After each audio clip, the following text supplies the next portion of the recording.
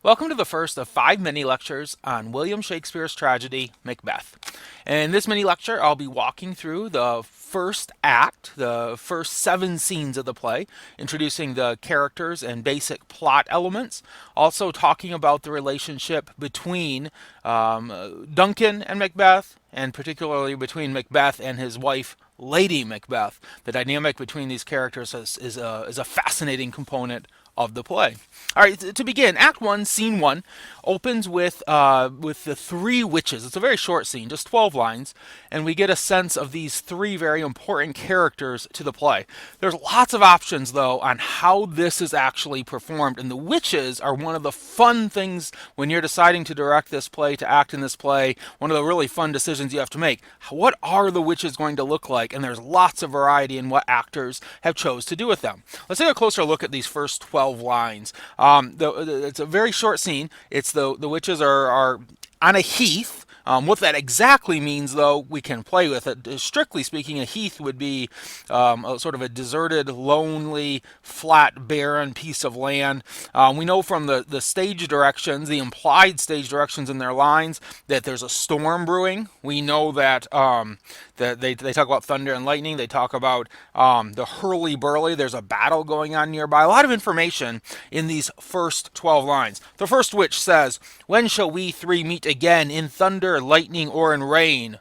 The second witch answers, "When the hurly-burly's done." Hurly-burly's a great, great word. "When the battle's lost and won." An interesting notion because, yeah, so indeed a battle must be both lost and won. There's no middle ground, right? One group has to lose, one has to win. When the battle's lost and won. And that shall be ere the set of sun. So this battle that's going on in the nearby, it'll be done soon. It'll be done ere the set of the sun. Where the place? Upon the heath. There to meet with Macbeth. So they're having this conversation, and then they're called away. The first witch says, "I come, Grimalkin," which is her familiar spirit. If you look at the footnotes, most editions will say it's a cat, refers to her cat spirit or familiar. The second witch says, "Paddock calls," and Paddock is her toad or her familiar spirit. And then anon, "Fair is foul and foul is fair, hover through the fog and filthy air." This idea of it being fair and foul at the same time will be a theme that comes up again and again. Just like with a battle, in order to win a battle, someone has to lose a battle. There's a loser and a winner. So a battle is lost and won. Fair is foul. Fair means pretty, nice. Foul means ugly or not so nice. We have both existing at the same time. So there's lots of really interesting antithesis happening right here in the very first opening 12 lines. We jump to Act 1, Scene 2, and we meet Duncan for the first time. Duncan is the king of Scotland. And he calls forth. He's in the midst of this battle, but he's removed from it enough that he's not right in the battle, and he's getting word of what's happening in the battle when a captain comes, and he's talking with this captain, trying to get a report what happened. And most versions of this, the captain's in a bad way. He has been fighting. He is bloody. He's broken. He's going to, by the end of the scene, need surgeons to come help him. But before he goes into that surgery, before he goes to get his medical treatment, he talks about what happened on the battlefield. He says here, follow along with me if you're not already, Act 1, Scene 2, this is line 7. "Doubtful it stood, as two spent swimmers that do cling together and choke their art.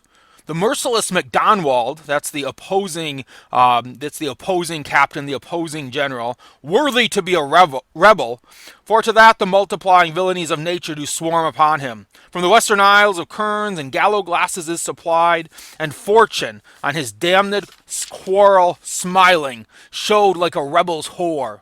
But all's too weak for brave Macbeth." So here's where Macbeth enters into the story, is this captain talking about him on the battlefield. We don't actually get to see it, but we hear the captain commending him as a warrior. "For brave Macbeth, well he deserves that name. Disdaining fortune with his brandished steel," with his sword, "which smoked with bloody execution like valor's minion, carved out his passage till he faced the slave," till it was Macbeth against MacDonald, "which ne'er shook hands nor bade farewell to him, till he unseamed him from the nave to the chops, and fixed his head upon our battlements. This is a gory telling of the story. So when he unseamed him from the nave to the chops, think of like a seam in your clothing, right? If you unseam it, you rip it open. And he was unseamed from his nave, his navel, his belly button, right up to his chops. So we can see the imagery, this very violent, bloody imagery of Macbeth unseaming him from the nave to the chops, and then taking off his head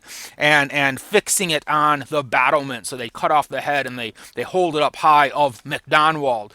So yes, this is a great victory, but just like the witches said in the first scene, we're also well aware of the great loss that's happened from Macdonald's perspective. Tragedy, the thing about Shakespearean tragedy is yes, it ends with death. We all know, we talked about that, we know that. But Shakespearean tragedy usually begins with something good, or at least something that can be perceived as good. And this triumph on the part of Macbeth is setting him up for greatness. This is a great moment for Macbeth as a character. It's a great moment for Lady Macbeth back home, for their family name.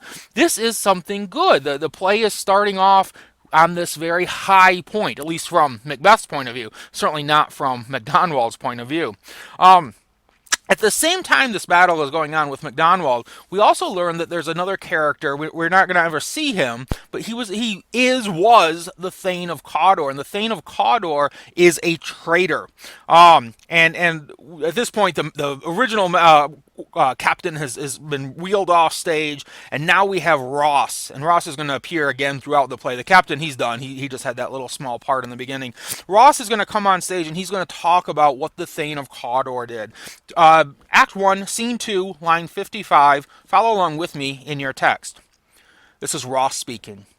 The Thane of Cawdor began a dismal conflict, till that Bayona's bridegroom, lapped in proof, confronted him with self-comparisons, point against point, rebellious arm against arm, curbing his lavish spirit, and to conclude, the victory fell on us. And Duncan says, great happiness.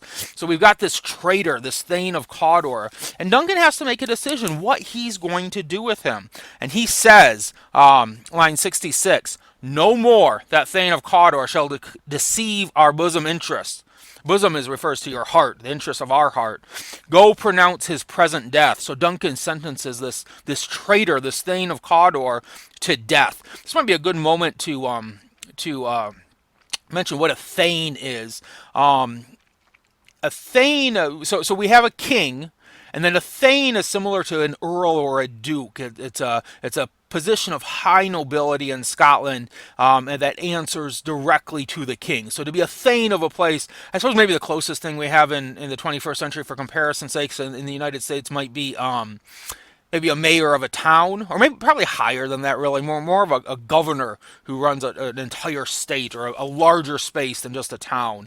There's not a great way to compare this because we don't live in feudal Scotland. But when you're thinking of a thane, think a duke, or not the king, but a person just one notch or maybe a couple notches just below the level of being king. Now, very important here at the end, after he's pronounced the death of this very powerful character, this Thane, he says, this is line 68, and with his former title, greet Macbeth. Macbeth is now to be the new Thane of Cawdor. Now, what's interesting about that, he was already a Thane. Macbeth is already the Thane of Glamis. And now he's going to be a double Thane because he's also going to inherit this other space and become the Thane of Cawdor. So he'll have two titles, and that happens. That can certainly happen. Act 1, Scene 3, we see the witches again. Act 1, Scene 3, we're going to see Macbeth and Banquo. Remember at the end of Act 1, Scene 1, they said, where the place, upon the heath, there to meet with Macbeth. Here they're going to finally meet with Macbeth. The hurly-burly's done, the battle's over. Macbeth and Banquo, his best friend, his co-general, Banquo is just as victorious throughout this battle against Norway as Macbeth was. And so first we see the three witches. And again, lots of creativity. If you ever get a chance to act in this, direct in this play, get creative. Do something fun with these witches. Hopefully something terrifying. Yeah, I've always thought it would be interesting to have clowns play the witches. I've seen it played with nurses. That's really quite fascinating. That's the Patrick Stewart film version from a few years ago. Sometimes the witches will be old women. Sometimes they'll be very young, beautiful women. Sometimes they'll a lot. I've seen several productions where there's a very young witch, a middle-aged witch, and a very old witch. That's an interesting way to do it. There was a 1971 film version that took that approach. But the point is, with the witches, there's a lot of room for directors and theater professionals to get really creative here. We got the three witches talking amongst themselves. Where hast thou been, sister? Killing swine or killing pigs. And sister, where thou? Where thou? And this is a great story, so I want to jump into it here. It's a little hard at first to understand. You might have to read it 2 or 3 times, but then once you get it, and especially if you can hear it spoke aloud and imagine the witches saying it, it makes sense. Here's the story: a sailor's wife had chestnuts in her lap, and munched and munched and munched. "Give me," quoth I. "Aroint thee, witch!" the rump-fed Runyon cries. So there's this woman. She's the wife of a sailor. She's eating some chestnuts. She's got them in her lap and she's eating them. The witch walks up to her, the first witch, and says, "Hey, give me some." And she says, "Aroint thee, witch." She won't share her chestnuts. So the witch is telling this story to the other two witches. Her husband's to Aleppo gone, master of the Tiger. Tiger is the sailor's ship. "But in a sieve I'll thither sail, and like a rat without a tail, I'll do, I'll do, I'll do." So she's going to get revenge on this woman by getting revenge on her husband, the sailor, and she's going to mess up his journey in the Tiger, in the ship. The second witch is more than pleased to hear this. She says, "I'll give thee a wind." The first witch says, "Thou art kind." And the third witch says, "And I another." So they're going to give her, they're going to use their magic to make some winds, and she's getting ready. She's got this plot. She's going to sail off and get her revenge, all over not getting some chestnuts. Kind of a great sort of moment and insight into their character. Well, anyway, so they're having this conversation. They're waiting for Macbeth and Banquo, and then all of a sudden we see Macbeth and Banquo come onto stage. This is line 39. Banquo sees the witches, and he says, line 39, Act 1, Scene 3. Follow along with me. "What are these, so withered and so wild in their attire, that look not like the inhabitants of the earth, and yet are on it? Live you? Or are you aught that man may question? You seem to understand me, by each at once her happy finger laying upon her skinny lips. You should be women, and yet your beards forbid me to interpret that you are so." Now this is a fascinating line because it gives us some implied stage direction as to what the witches should look like. They have beards. So some productions will cut this line because they don't want their witches to have beards. But if you keep the line, you have to do something with it that's interesting. So I saw a production recently that was quite fascinating. It had two actresses, two women, playing two of the witches, but then the third was actually a man, and he did have a big beard and was clearly very masculine in the way that he carried himself on stage. But he was also haunting in the way he carried himself on stage. And there was something it's hard to describe in the lecture, but he had a smile to him, sort of like an evil clown kind of a smile that was a bit terrifying. He played his part beautifully. And at this point in the production, Banquo caught sight of he saw the first two witches first, gave the speech, then he sees the third witch, a man with a beard, and says, "But your beard prevents me to interpret so." And it was a really nice moment of them using the line to build upon the selections that they made, the creative choices they made to have this man play this third witch. Now, as soon as they're introduced, the witches don't talk much, but they give a prophecy. And in fact, they give 3 prophecies, one for each witch. Macbeth says to them, going just right on to the next line, he says, "Speak, if you can. What are you?" They don't answer the question, and so they jump into this. The first witch says, "All hail Macbeth. Hail to thee, Thane of Glamis." Fine. He already knows he's Thane of Glamis. He's been Thane of Glamis for a long time. This doesn't seem surprising or strange. The second prophecy, though, the second one, is a little stranger. He says, "All hail Macbeth.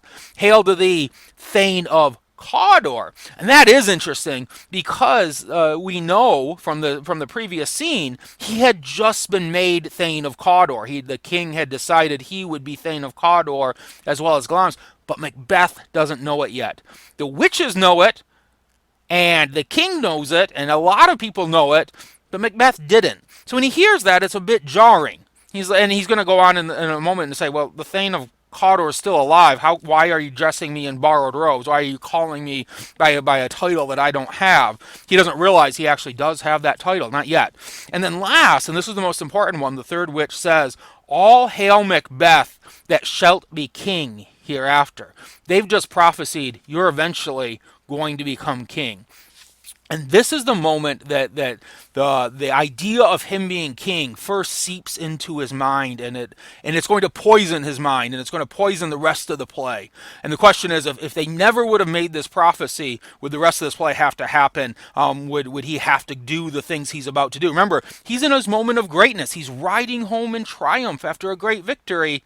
And then this idea seeps into his mind that these witches have predicted you'll be Thane of Cawdor, which is going to come true in just a moment. He's going to find that out. And king hereafter. And he doesn't know what to do with that. That's a lot of information to process.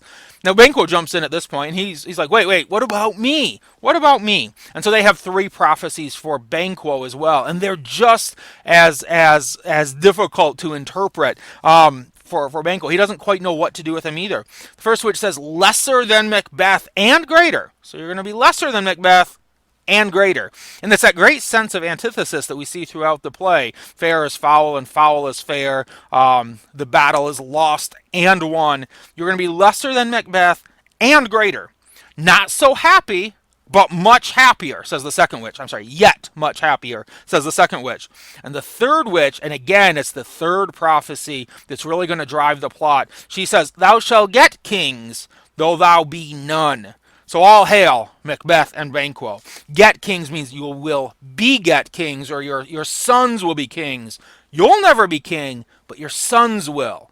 Now think about the conflict that this instantly creates between the two men. Macbeth is told he'll be king. Banquo is told his own sons will be king.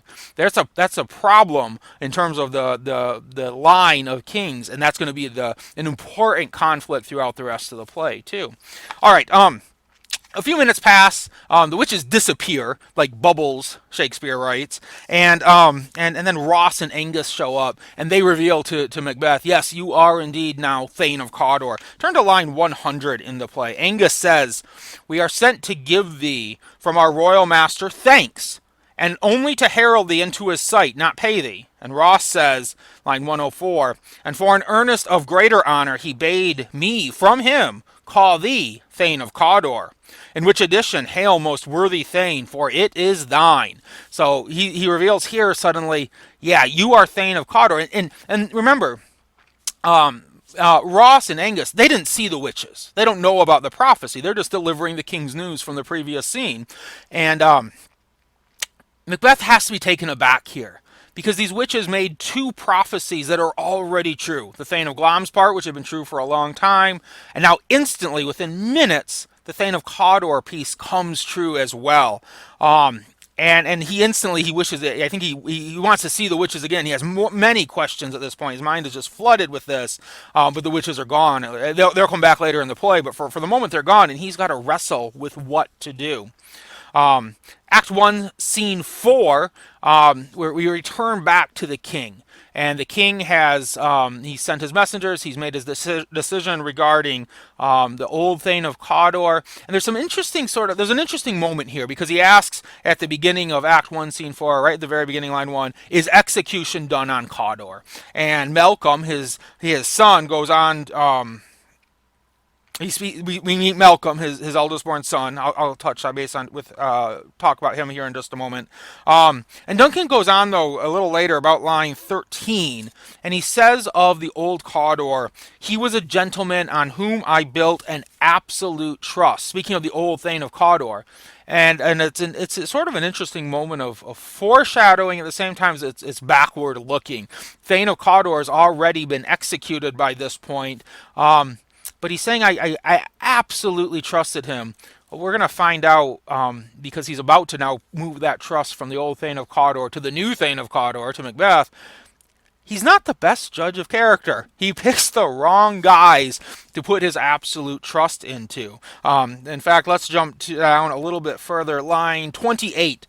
Duncan Macbeth comes on stage. Duncan says, "Welcome hither, welcome here. I have begun to plant thee and will labor to make thee full of growing." So I begin to, the metaphor of planting a tree or a plant.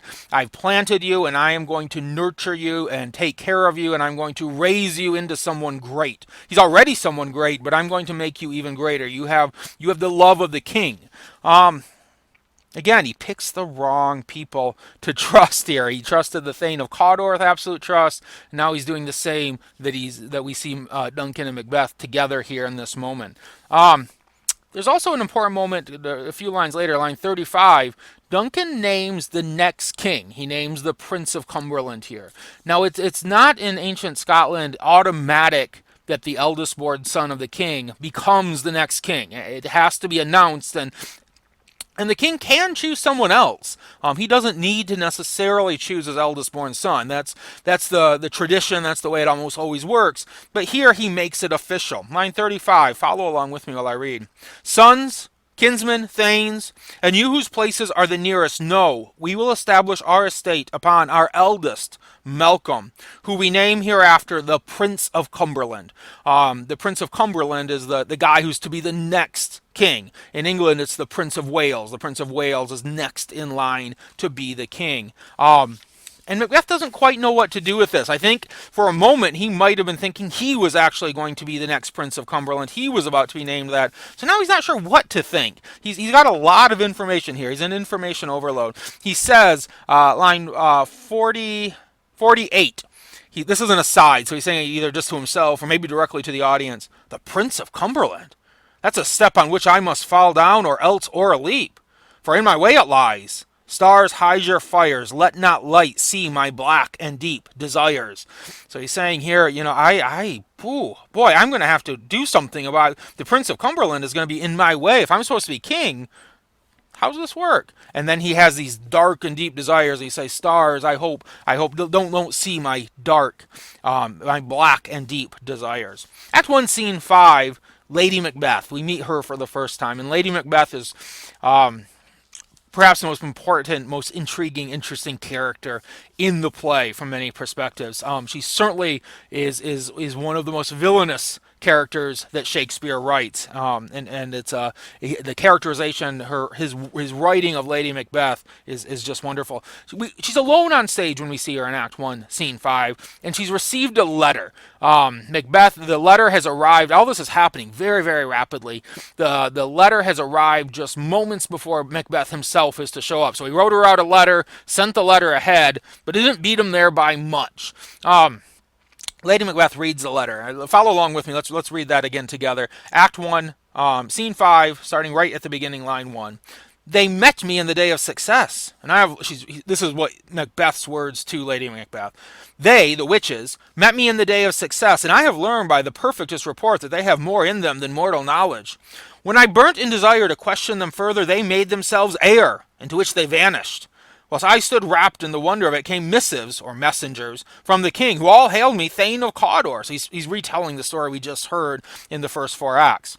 "By which title before these weird sisters saluted me, and referred me to the coming of time with Hail, King, that shalt be. This have I thought good to deliver thee, my dearest partner of greatness." So I've thought it important to send this message forward ahead of myself to you.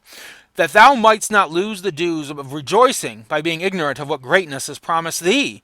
Lay it in thy heart, and farewell." So that's the end of his letter. And then we get Lady Macbeth and her reaction to it. And her reaction to it is dark and also wonderful. "Glamis thou art, and Cawdor, and shalt be what thou art promised." She instantly, as soon as she hears about the prophecy, she has no moment of hesitation. She wants her husband to be king. She wants to be queen. But she's afraid. Not afraid of moving forward. She's afraid that her husband might have some goodness in him. What if Macbeth, I know he's got some goodness in him. It's going to keep him from actually claiming what he's been promised. She says, line 11, 11, continuing right after the letter. Glamis thou art, and Cawdor, and shalt be what thou art promised, yet I do fear thy nature. It's too full of the milk of human kindness to catch the nearest way. You have too much kindness in you. You have to get rid of that. Thou wouldst be great, art not without ambition, but without the illness that should attend it. You need some, if you're going to be really ambitious, if you're going to go all the way for king, you have to have some illness in you. What thou wouldst highly, that wouldst thou holily, wouldst not play false, and yet wouldst wrongly win. Thou'dst have, great Glamis, that which cries, thus thou must do, if thou have it, and that which rather thou dost fear to do than wishest should be undone. Hie thee hither, that I may pour my spirits in thine ear. Hurry up and get here. I'm going to pour my spirit into your ear. I'm going to give you some of my resolve to do so. And of course, the messenger comes. The messenger announces, and this was from the previous scene too, I glossed over it pretty quickly, but the messenger reveals that Duncan too is coming to the castle. So we've got Lady Macbeth suddenly getting this news, first of the prophecy and her husband, and now she hears Macbeth's on his way, but so's the king, and her plotting is instant. She knows that she wants the king dead this very night. Lady Macbeth says, the raven himself is hoarse that croaks the fatal entrance of Duncan. Lines 34 and 35. The raven himself is hoarse that croaks the fatal entrance of Duncan. Continuing, under my battlements. Come, you spirits that tend on mortal thoughts. Unsex me here, and fill me from the crown to the toe top full of direst cruelty. It's an interesting line here because there's a lot in this play about gender in terms of what a man does and what a woman does when it comes to ambition. And she says here, when she says unsex me here, she's saying this sort of this very, very dark prayer. Come, you spirits that tend on mortal thoughts. So she's praying to these sort of random dark spirits, and she says, unsex me here. Take out any inside of me. I'll take out my womanhood, is what she's saying, and refill it instead from the top. From the crown, the top of her head, to the toe, fill it with direst cruelty. She says, make thick my blood. Stop up the access and passage to remorse. Don't let me feel any regret or pity. I don't want any of that. Stop all that up. I don't want that to be running through my body. That no compunctious visitings of nature shake my fell purpose, nor keep peace between the effect and it. Come to my woman's breasts and take my milk for gall, you murdering ministers. So I don't want mother's milk in my breasts. I want gall. I want the fortitude to carry forward with this ambition to become king and queen and to kill Duncan. As she's saying this, as she's making this rather dark, obscene kind of prayer, suddenly Macbeth enters. This is line 54. Macbeth says, my dearest love, Duncan comes here tonight.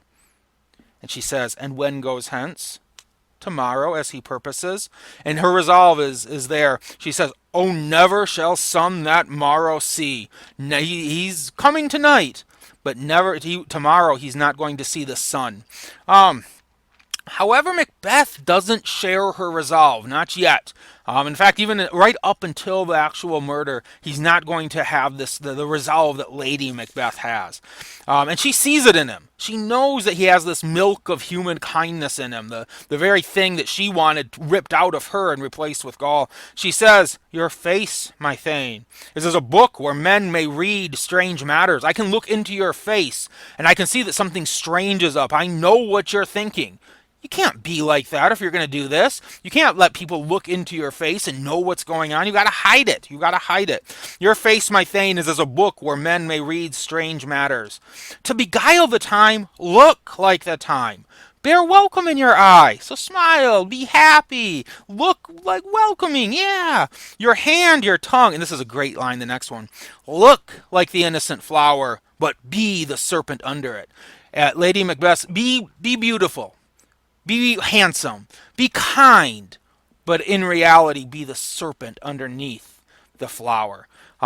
He's that coming must be provided for, and you shall put this night's great business into my dispatch. She's going to take care of it. Macbeth's not convinced. He says, we will speak further. He's not fully convinced yet. Act 1, Scene 6 is interesting. It's the only scene that happens outdoors in the whole play. It's the only scene that has light in it. Duncan says he's arrived at the castle. He's just outside the castle. A moment from now, Lady Macbeth will come outside to greet him, welcome him into the castle. She will be that flower, and at the same time, the serpent under it. But she's going to be very welcoming. In this scene, when she does welcome him, she's got to be smiling, be in her best dress. She's appears to be the perfect hostess. But a moment before that, Duncan says, "This castle hath a pleasant seat. The air nimbly and sweetly recommends itself unto our gentle senses." Banquo says a few lines later, "I have observed the air is delicate." It's interesting, this moment outside, this moment in the light. Patrick Stewart has commented on the fact this play so often, there's so much darkness in it, literally darkness. So much of the action happens inside and in these darkly, poorly lit rooms. And in fact, there's a lot of there's sort of this belief that there's superstition that it's dangerous to play Macbeth on stage, and maybe one of the reasons Patrick Stewart says why there have been so many weird kind of accidents when we do this play might be because so often it is very dark on stage and you literally can bump into things and hurt yourself. Act 1, Scene 7, the last scene of the act, or the first act, we see Macbeth and he's trying to wrestle. We can see this internal conflict in him as he's wrestling with what to do. He starts out the passage, the scene. He says, "If it were done, then when 'tis done, then 'twere well it were done quickly. If I do it now, if I get it done quickly, that's probably best. I've got to get it done quickly." But then, as he's talking with himself in this soliloquy, he convinces himself this is the wrong thing to do too. Jump down to line 12. Talking of Duncan, he says, "He's here in double trust. First, as I am his kinsman and his subject, strong both against the deed. Then, as his host, who should against his murderer shut the door, not bear the knife myself. Besides, this Duncan hath borne his faculties so meek, has been so clear in his great office. Duncan has been such a good king to the people, that his virtues will plead like angels, trumpet-tongued against the deep damnation of his taking off. If I actually do this, there's no reason to do this. Duncan's a good king. He's a good man. People love him. And in fact, if I do it, that's all the more darker my sin for doing it. There's no justification for this." And then enter Lady Macbeth. This is the milk of human kindness in Macbeth that she feared. It's coming out here, and she's going to change his mind. He says in line 32 to her, line 31, "We will proceed no further in this business. He hath honored me of late, and I have bought golden opinions from all sorts of people, which would be worn now in their newest gloss, not cast aside so soon." And she works on convincing him, but he at first, it takes a moment. He won't be convinced. A few lines later, line 47, "Prithee, peace. I dare do all that may become a man. Who dares do more is questioned. Who dares do more is none." And here we've got Lady Macbeth questioning his manhood, and going back to this gender play that Shakespeare's doing in Macbeth. She says, "What beast was it then that made you break this enterprise to me? When you durst do it, when you dared to do it, then you were a man." So this is sort of his weakness. Challenge his manhood, especially when Lady Macbeth challenges his masculinity, he breaks. And then there's this really haunting moment. This is line 55. This is one of the most haunting lines, I think, in perhaps the whole play. Lady Macbeth says, "I have given suck, and know how tender 'tis to love the babe that milks me." This is the only reference to the Macbeths having any children whatsoever, but she says, "I have had a child, and I've had it at my breast, milking it. I know what that's like to be a mother." And she says, "I would, whilst it was smiling in my face, have plucked my nipple from its boneless gums and dashed the brains out, had I so sworn as you have done to this." She says, "I have had a son," which apparently she doesn't have a son anymore. I don't think she killed her son. That's not what she's saying here. But she's saying, "I would have dashed my own baby son's brains out if I'd promised to do so." And what's interesting about this is she's sort of implying that Macbeth has promised to do this. Nowhere in the text says he promised that he would, but she assumes so, and it works. Her sense of resolve it steals Macbeth to actually do this. And he questions, though. He says, "If we should fail, we fail," she says in line 60. "So what? Who cares if we fail? If we fail, we fail. And she says, though, the next line, line 61, but screw your courage to the sticking place, and we'll not fail. And then she comes up with the plan. This is how we'll do it. When Duncan's asleep, I'll give his drinks to his guards. He's got 2 guards. I'll get them drunk. I'll put some stuff in the drink to make them fall asleep. You'll go in there. You'll kill Duncan with their daggers, and then it will look like they did it. It'll look like they did it. We'll put the daggers back on them. He hears this plan, and Macbeth has a line, line 74. Bring forth men, children only, for thy undaunted mettle should compose nothing but males. And by the end of the scene, he's ready to commit murder. Line 80, Act 1, Scene 7, the very last line of the act. I am settled, and bend up each corporal agent to this terrible feat. Away, and mock the time with fairest show. False face must hide what the false heart doth know. So let's put on this show. Let's be the innocent flower, but really be the serpent under it. And let's go out and speak with the king, and we'll do our banquet tonight. We'll look like we're supposed to do this. But yeah, he's resolved. So at the beginning of the scene, he was resolved not to commit the murder. Lady Macbeth changed his mind completely. All right, that concludes the first mini lecture of Macbeth. I'll rejoin you for the second here in a little bit.